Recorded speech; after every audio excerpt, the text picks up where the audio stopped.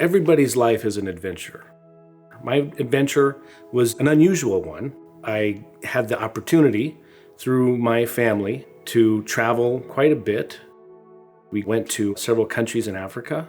I saw some pretty vivid images at that young age. Those vivid images give me a contrast in how I understand how people live, what justice is or can be. For instance, when I was in Ethiopia, and I was 4 years old and we were in traffic, I was in the back seat and I was eating an orange. It was hot, so I had my hand hanging out the car window with the orange in it.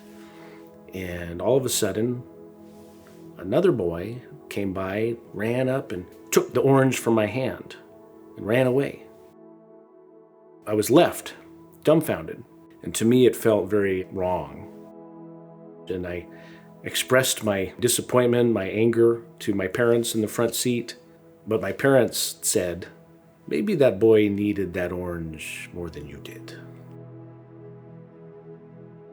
This situation with the orange sparked a conversation about justice and how one had to be careful about making judgments too quickly about what was right and what was wrong.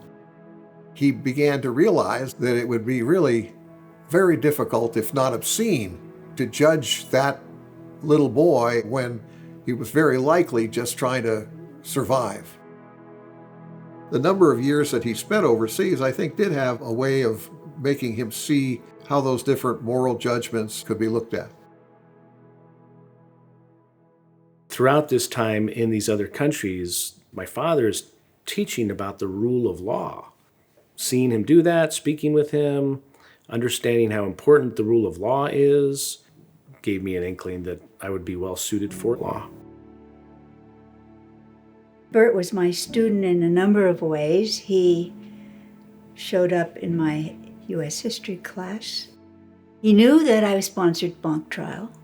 Mock trial is a program that was set up by the Bar Association here, where you argued a case and then you competed with real judges judging you in real courtrooms. He volunteered to be in it. The team worked together, and they of course relied on him as a major support, which was natural.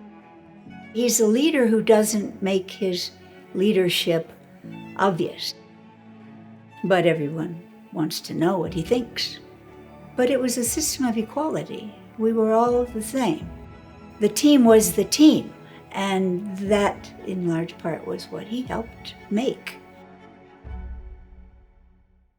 Despite my family's background in the law and doing mock trial, and even having gone to law school, I wasn't yet certain about what direction my career should go. In part because my father wisely told me before I went to law school, go to law school and you can do anything. You don't have to be a lawyer. Given that understanding that it doesn't necessarily limit you to be a lawyer, I was also considering other things. At the time I was doing yoga. I was considering going to India to learn from Patabi Joyce, Ashtanga Yoga, and return to America to continue teaching yoga.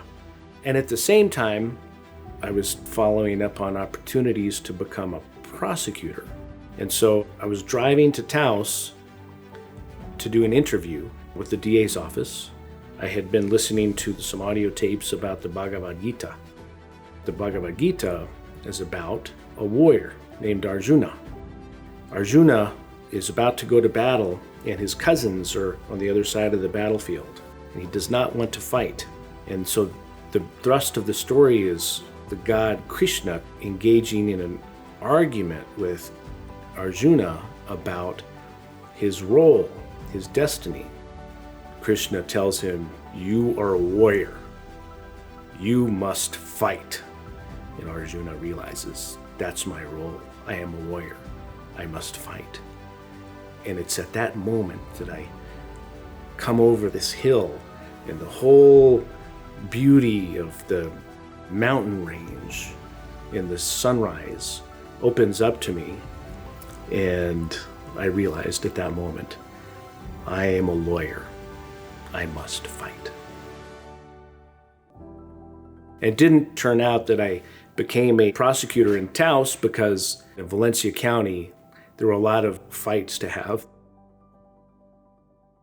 He had a voracious appetite to grow and to improve. He likes trial, he wants to support victims, he cares about justice, and wants to put his energy and ability and intellectual fervor into that idea. And that's what prosecutors need. We're dealing with victims who have been hurt, their people have been killed, and you need a person who is going to really fight for their rights. There were some great defense lawyers, renowned throughout the state, but I wasn't afraid of challenging or engaging with them, and ultimately I had quite a few victories. It really got me in tune with what our community wants in terms of justice. He felt comfortable, he had the skill, the intellectual ability to move forward quickly, and boy, I wish I would have had a cadre of people like him in all my offices across the state.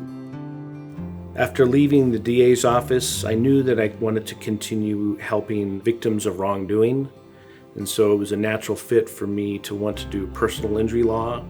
So I decided, okay, it's time for me to step up and do this myself. My wife and I had 4 little ones, and she said, "You can do it." She had that confidence in me, and that was reassuring.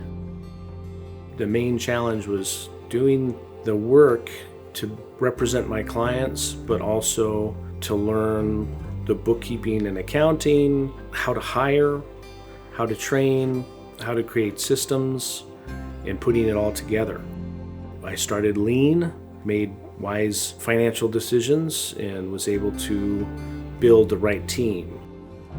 I found a wonderful set of lawyers, extremely experienced and talented advocates who also live according to our values, and that has helped us to grow to a greater degree than I ever would have imagined. In terms of our values, we call them the 5 T's. Teamwork, are we helping each other out so that we can help the client out? Talent, we need a skilled and experienced advocate who's going to do a superior job for the client, as well as the staff who help us and back us up. Truth, the center of everything we do has to be truthful, transparent, with integrity, ethical. Tenacity, if you keep doing it hard enough and long enough and well enough, you will prevail. That's what it takes to triumph. That's what we look at when we look to hire somebody. Do they have those 5 values? It's a very deliberate focus. It feels like this has been my role all along. I've been so lucky to have found something that I enjoy doing so much and care about so deeply, and also finding the group of people who do it so well together. So lucky, and I'm so grateful because I get to help people in some of the most challenging times of their lives. That's a huge responsibility that I take very seriously, and I take a lot of satisfaction and pride in knowing that it's my role, my destiny as a warrior to fight for them.